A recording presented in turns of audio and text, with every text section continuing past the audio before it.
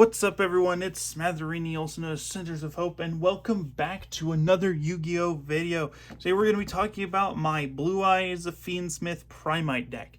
Now, I do apologize that I'm kind of making samey decks that use kind of the few couple of archetypes. I'm honestly working with ideas that I've got on hand. I'm trying to make decks that are more attuned to the modern meta, especially with the new K9 garbage that really shouldn't have been made. Honestly, I think it's the dumbest out of the three. Because it's like we already had a Ryziel, we didn't need another Xyz deck. But I wanted to give you this deck profile. Once again, do apologize that it's kind of samey. We actually do have a side deck this time, but we have a main, extra, and side deck. 15 card side deck is a 15 card side deck. I think it's about 42-ish main.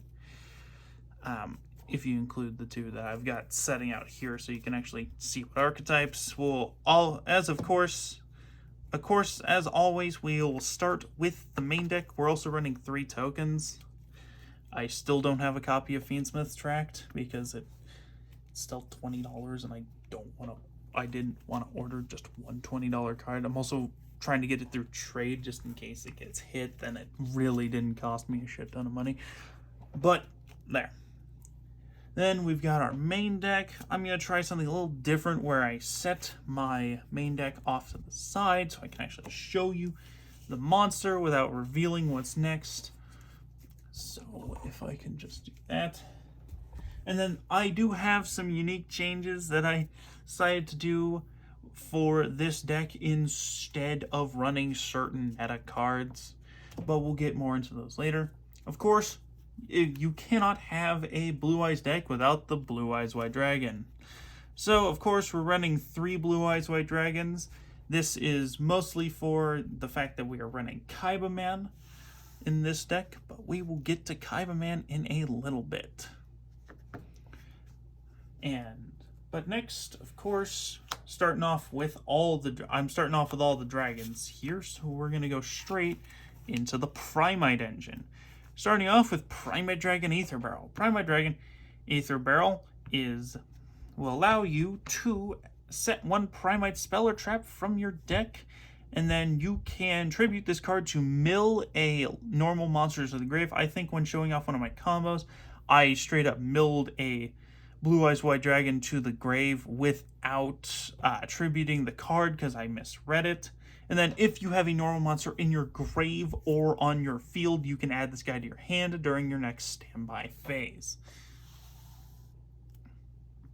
Next, we'll go all of the Primite spells all at once, starting off with Primite Lordly Load. Primite Lordly Load will allow you to add when activated, will allow you to add 1 Primite card from your deck to your hand, except for Lordly Load. Then you can declare 1 normal monster in your hand, deck, or graveyard, special summon it, but you can't activate the effects of effect monsters on the field this turn. For the rest of this turn, also for up to the number of normal monsters you have, all of your monsters gain 300 attack, which is pretty good. Next, we're running 1 copy of Primite Drill Beam. It's a negate and banish. This entire 90% of this text box is elaborating that if you control a normal monster or have a Primite monster in the field, you don't have to reveal a Primite monster or normal monster in your hand to activate the card effect. Also, this will, if you control a Primite monster, this can reset itself during your next turn, or during your main phase. Now, as far as I know, and I've seen people do this in duels, you can normal summon an Aether Barrel and then reset the Drill Beam. Don't 100% quote me on that. Some of the rulings I may not get right. We're just going to go straight for the Bestial engine. This one, they both have the same gimmick. Banish a light or dark monster, special summon it to the field. This one will destroy a special summoned monster. This one will add a dragon at the end phase. Is your Bestials. So, this is all just the dragons. So, I wanted to do dragons, then we'll go for all of the rest of the deck. But this is all just the dragons I'm running. Very simple, small dragon lineup. Next, we're getting into the level 1 light all of the light tuners. So, we have a ton of light tuners, starting off, of course, and I did this backwards. Whoops. Starting off with 3 Maiden of White. You can pitch the Maiden of White from your hand to the graveyard in order to place face up 1 copy of True Light. And then, of course, if you special summon a Blue Eyes, she can be special summoned from the graveyard. Also, if she is targeted with a card effect or attack, she can special summon a level 1 light tuner or a Blue Eyes from your graveyard, or a Blue Eyes monster from your graveyard. So it's essentially the same ability of Maiden with Eyes of Blue, except she has other effects that make her more useful than the other Maiden, which hasn't seen play in years, but that's a whole other issue. Next, we have the Sage with Eyes of Blue. Sage with Eyes of Blue can be normal summoned. You add a level 1 light tuner, whether or not you need to add her. Maybe you need your Kaiba Man, maybe an Effect Veiler, who knows. Honestly, it's all up to you. The first effect of Sage is not once per turn, meaning you can normal summon another Sage with Eyes of Blue and get another level 1 light tuner. The other thing is you can target 1 effect monster you control, send it to the graveyard, and if you do special summon this 1 Blue Eyes monster from your deck, you can only activate that effect once per turn. And then the special summon effect is once per turn. Next. Oh, you also send the Sage to the grave. Next, Effect Veiler. This is literally being used as a level 1 light tuner. However, you can add it to your hand if you'd like to follow up with another. If you want to follow up with another negate from hand, I would recommend using it as a negate right now due to K9 activating from hand when you trip it by playing one, like any hand trap or something. It will play straight out of your opponent's hand, so try and keep interaction from the hand on your opponent's turn to a minimum.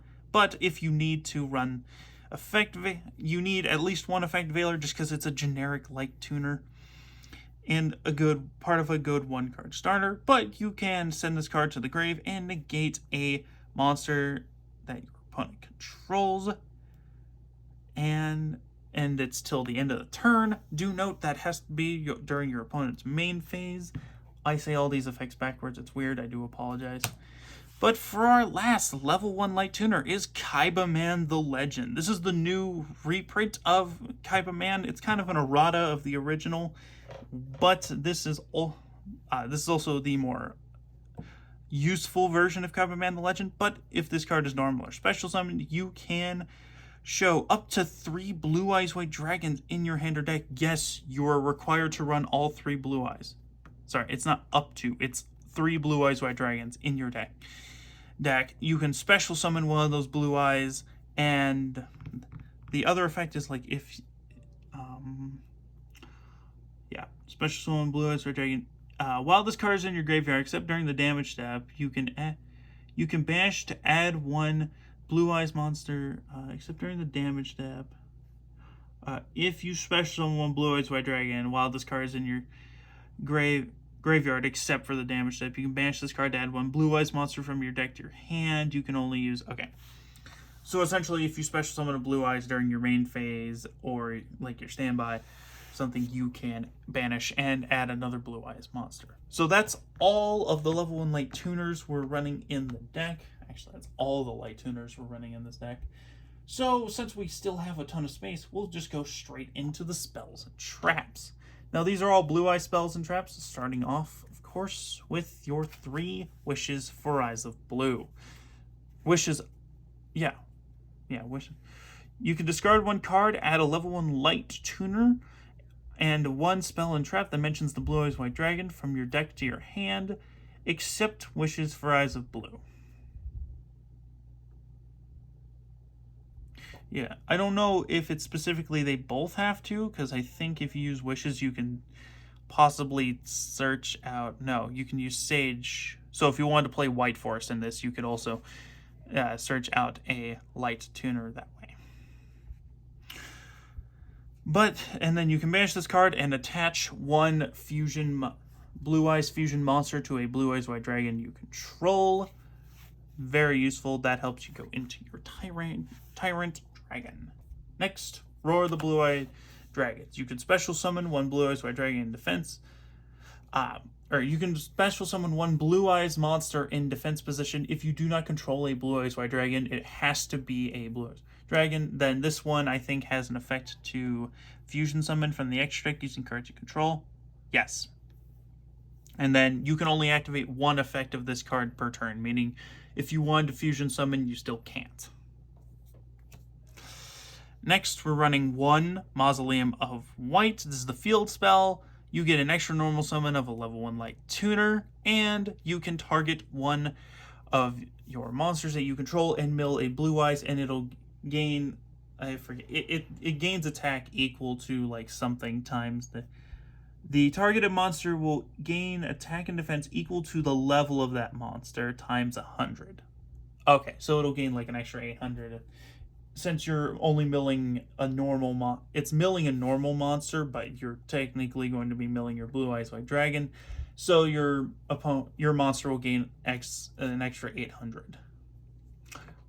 Oh crap, I forgot one effective. Okay, so one effect, and I need to go back. Primite Lordly Load has one extra effect at the very bottom, up to the normal number. No, I did do the up to the number of normal monsters in your grave. You'll gain 300 attack for each normal monster. I think I did that. If not, there you go. That's Primite Lordly Load as well. That's why it's a continuous spell. Next, you've got your True Light. No one can target your Blue Eyes White Dragons that you control. Also, you can special summon a Blue Eyes White Dragon from your hand or graveyard and set a spell or trap that mentions the Blue Eyes White Dragon that isn't already in your grave. Next, Majesty of the White Dragons. Ignore the complete ritual effect unless you're running Grandmaster Magia. But honestly, you can run Magia. Most people don't, but the ritual effect mostly pertains to playing Magia. You can show up to 3 Blue Eyes White Dragons in your hand deck or hand graveyard or field and destroy cards equal to the number of Blue Eyes revealed. There. I don't know why I'm stumbling over my words so much this video. Honestly, I've covered Blue Eyes so many times that honestly I should have said, you know the Blue Eyes engine, you know Fiendsmith, here's Primite, yada yada, Primite does this. Primite does this, here's a deck combo. But I just wanted to show you, I like showing off my deck profile on YouTube, it's really cool. I just find it fun. Next, we're going to do Fiendsmith. This is a very small package. It's honestly, it's 5 cards. It's 5 cards max, but you're running your Fiendsmith Engravers. Fiendsmith Engraver, you can pitch this card to the graveyard, add 1 spell or trap them from your deck to your hand, or 1 Fiendsmith spell or trap from your deck to your hand. You can target 1 Fiendsmith equip card you control, target a monster on the field, then send them both to the grave, and then you can return a Light Fiend from your deck, from your graveyard to your deck or extra deck, and special summon this guy from grave. Of course, the biggest staple, Fiendsmith Engraver. Next, honorary member of Fiendsmith is Fabled Lurie. If this card is discarded, then special summon it. Or discard it to the graveyard, you can special summon it. So essentially, if you have Wishes in hand, you discard Fabled Lurie, you can go in Fiendsmith combo that way. Then I don't have Tracked, but we're using Fiendsmith Sanct. It will summon 1 Fiendsmith token. The rest of the effect, I have no idea what it does. It also does not matter because it doesn't help. Alright, that's literally all of Fiendsmith. So I guess I'll do hand traps and generic support just because I have plenty of space. So, there's going to be a lot of effects adding... I've heard there are a lot of effects that play off in Grave in this current meta, and a lot of people have been recommending this, so we're going to run 3 copies of Ghost Bell and Haunted Mansion. This is Ash Blossom, except it all revolves around the grave instead of the deck.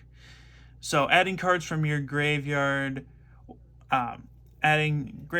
cards from your graveyard to your hand or extra deck, special summoning a monster from your graveyard, and banishing cards you can negate. That just all depends on what you're doing.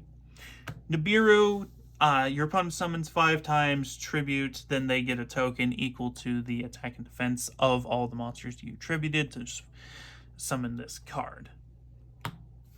Mulcharmy Fulos. I'm trying to get a second copy, so if you do have 2 Mulcharmies, run 2 Mulcharmies at the very least for this deck. So I'm only running 2. You can run 3 if you want.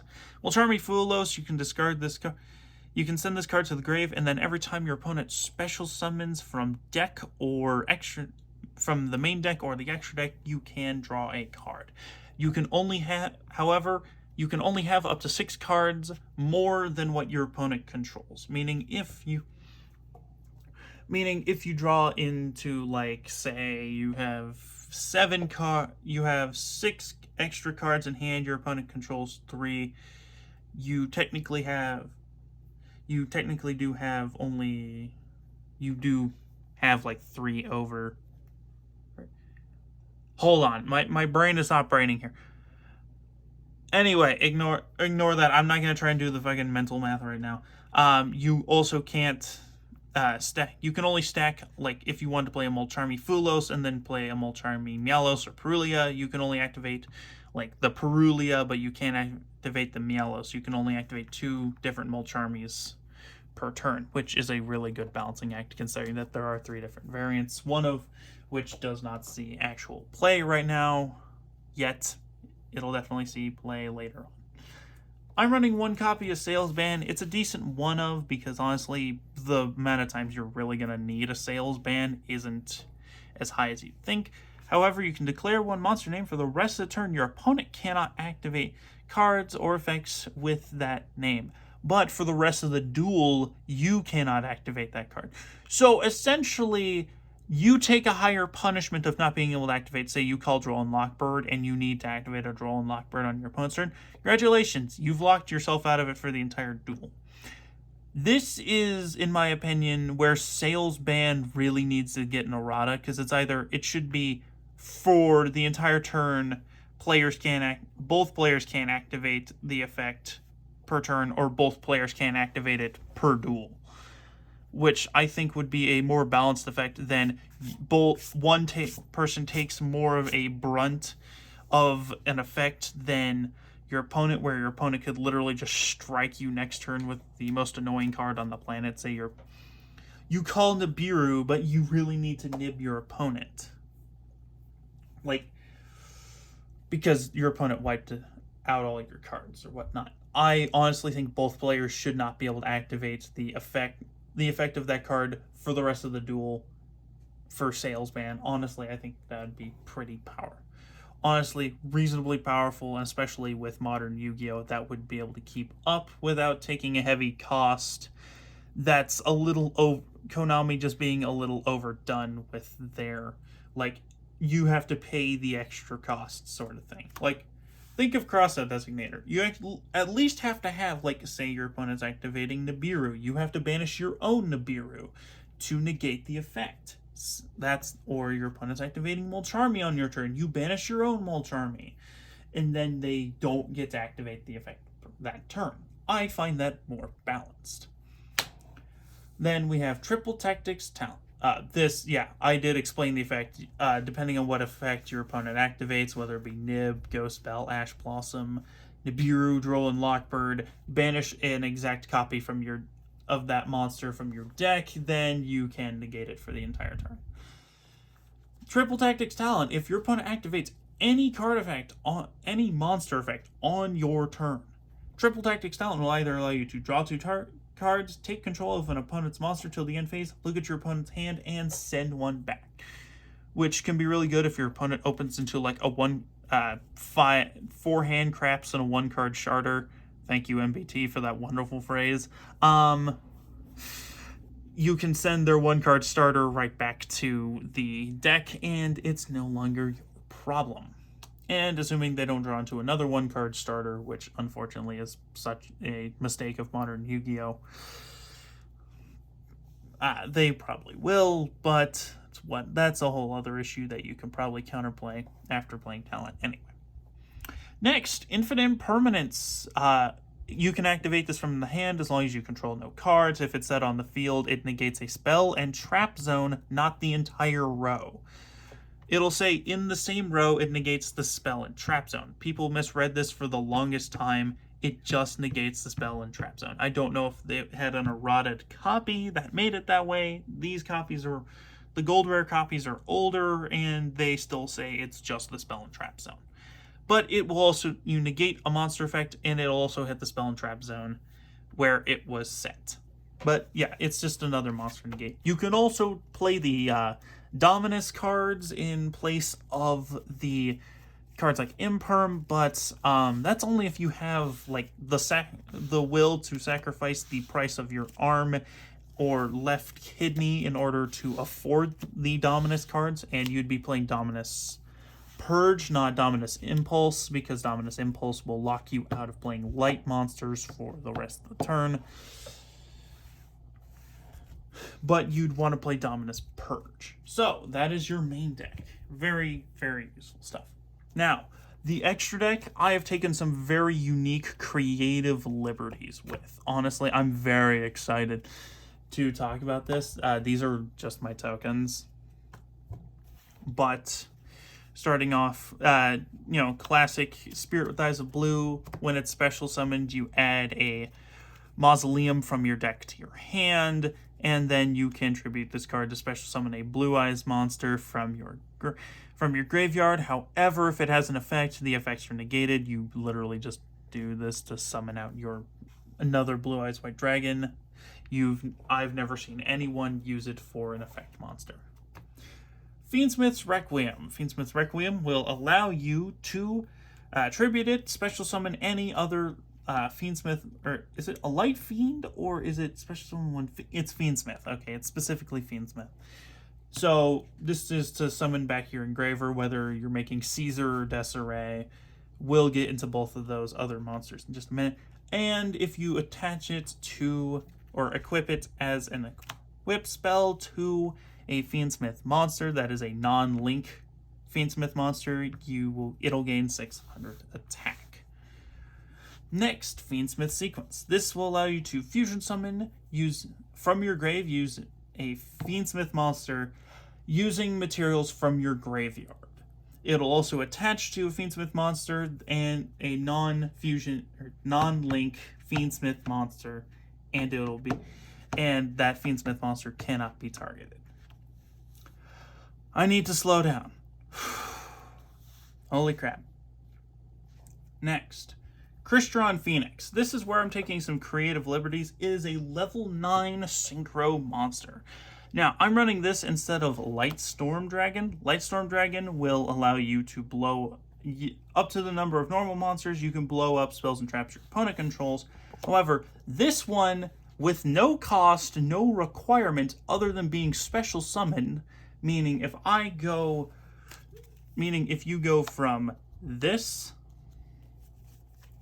tag out for this, and say you have another level 9 monster on the field, target this, tag this guy out, make Crystron Phoenix. And right then and there, you have now just gained the ability to banish all spells and traps your opponent controls and spells and traps that are in your opponent's graveyard. Yes, and then if this synchro summoned card is destroyed by battle, you can target one other monster in your graveyard and special summon it. Yeah, so essentially if this card is destroyed, right? It's is destroyed by battle or card fate. Yeah, so if this card is destroyed in any way, you get another monster back. Meaning you could literally return a Spirit Dragon, you could return like I don't know why you'd return Caesar. You could return Desiree or some other like important card that you lost. So this has honestly more versatility than Lightstorm Dragon. If you could pick one of these guys up, I think these guys are like pennies. This is a Rarity Collection 4 version. I don't know if it also released in Suda.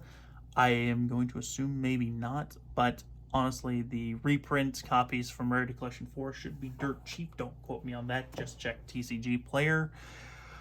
Next, we're running... I don't know why I did a weird spin move there, but okay. We're running 3 copies of the classic, 3 copies of the Blue-Eye Spirit Dragon.